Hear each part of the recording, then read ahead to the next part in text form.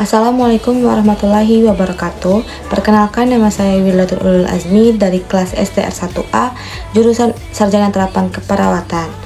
Baiklah, di sini saya akan menjelaskan pengertian apa sih itu suhu. Suhu adalah ukuran yang menunjukkan tingkat panas atau dinginnya suatu benda atau lingkungan.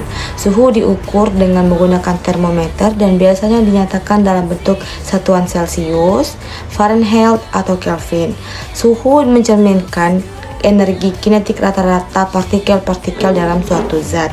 Semakin tinggi suhu, semakin cepat partikel-partikel tersebut bergerak. Yang kedua adalah jelaskan hipotermia dan hipertermia dan apa akibatnya pada saraf. Hipotermia dan hipertermia adalah kondisi yang berhubungan dengan suhu tubuh yang tidak normal. Hipotermia terjadi ketika suhu tubuh seseorang turun di bawah suhu normal, yaitu di bawah 35 derajat. Hipotermia dapat disebabkan oleh paparan dingin yang berkepanjangan, misalnya berada di air dingin atau cuaca dingin tanpa perlindungan yang memadai. Dampaknya pada sistem saraf, yang pertama kebingungan dan penurunan fungsi kognitif.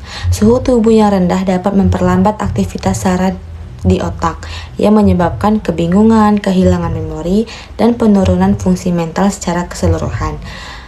Yang kedua yaitu koordinasi yang buruk.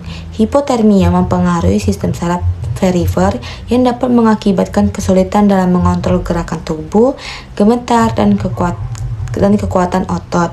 Yang ketiga, ketidaksadaran dan koma.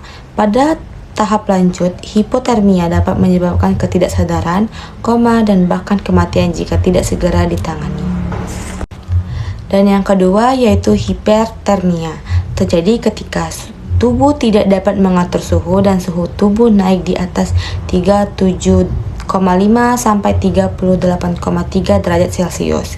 Ini dapat disebabkan oleh paparan panas yang berlebihan, misalnya saat gelombang panas atau kondisi yang mengganggu kemampuan tubuh untuk mendinginkan diri seperti dehidrasi atau penyakit tertentu. Dampak pada sistem saraf, yang pertama kebingungan dan delirium. Suhu tubuh yang terlalu tinggi dapat menyebabkan gangguan pada fungsi otak yang mengarah pada kebingungan, halusinasi, dan delirium. Yang kedua, kejang. Hipertermia yang parah dapat memicu aktivitas listrik yang tidak normal di otak yang mengakibatkan kejang. Dan yang ketiga yaitu kerusakan otak. Jika suhu tubuh sangat tinggi dan berlangsung lama, bisa terjadi kerusakan pada jaringan otak. Ini dapat mengakibatkan gangguan neurologis jangka panjang, koma, atau bahkan kematian. Kedua kondisi ini membutuhkan penanganan medis yang cepat untuk mencegah kerusakan permanen dan komplikasi serius.